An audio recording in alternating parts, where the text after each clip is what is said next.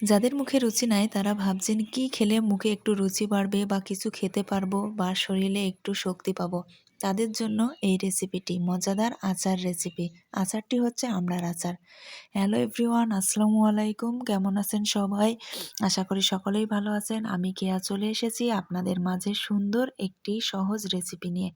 রেসিপিটি শুরু করছি। প্রথমেই কিছু আমড়া আমি আস্ত ধুয়ে নিয়েছি এবং ছোট ছোট পিস করে কেটে নিয়েছি সবুজ অংশ সহ। সবুজ অংশগুলো অবশ্যই রাখবেন, নয়তো টক কমে যেতে পারে। আর কিছু রসুন আস্ত আস্ত কোয়া বেছে নিয়েছি। তারপর কড়াই গরম করে কিছু শুকনো মরিচ তেলে নিয়েছি, তার মধ্যে 1 চামচ পাঁচফোড়ন এবং কিছু পরিমাণ জিরা দিয়ে ভালোভাবে ভেজে নিব। আর একটা বিষয় আমি স্কিপ করেছি, সেটা হচ্ছে এখানে আমি সরিষা ব্যবহার করেছি, সেইগুলা সুন্দরভাবে শিলপাটায় বেটে নিয়েছি। দেখুন কতটা সুন্দর হয়েছে। অবশ্যই এভাবে বেটে নেবেন। তারপর কড়াইতে এখানে আমি তেল ব্যবহার করছি, সয়াবিন তেল। আমি কিন্তু সয়াবিন তেলেই আচারটা করছি আজকে। আপনারা চাইলে এখানে সরিষার তেলও ব্যবহার করতে পারেন। তারপর তেল গরম হয়ে আসলে এর মধ্যে রসুন দিয়ে ভালোভাবে ভাজা ভাজা করে নিয়েছি, তার মধ্যে আমড়াগুলা দিয়ে দিচ্ছি। এখানে কোনো রকম পানি ব্যবহার করব না। তারপর এর মধ্যে দিয়ে দিয়েছি লবণ, 1 চামচ হলুদ দিয়ে ভালোভাবে নাড়াচাড়া করে মিশিয়ে নেব।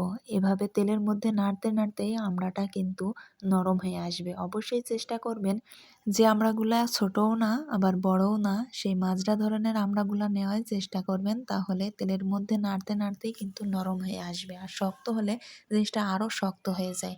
তো ভালোভাবে নাড়াচাড়া করে নিয়েছি।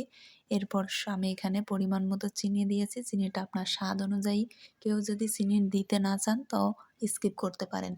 আমি আচারে মিষ্টি খেতে একটু পছন্দ করি। এক কথায় টক ঝাল মিষ্টি এই আচারটি হবে।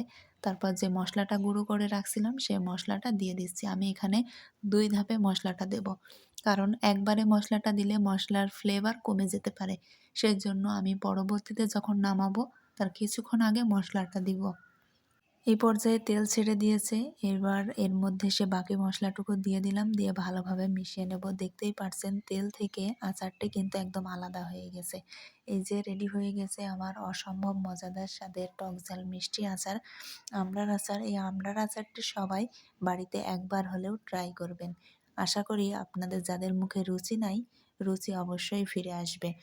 আর রেসিপিটি ট্রাই করে অবশ্যই জানাতে ভুলবেন না কেমন হয়েছে, এবং নিত্য নতুন সুন্দর রেসিপি পেতে আপনারা এই আচারটি সাদা ভাত, খিচুড়ি, বিভিন্ন পরোটা বা রুটির সঙ্গেও খেতে পারেন।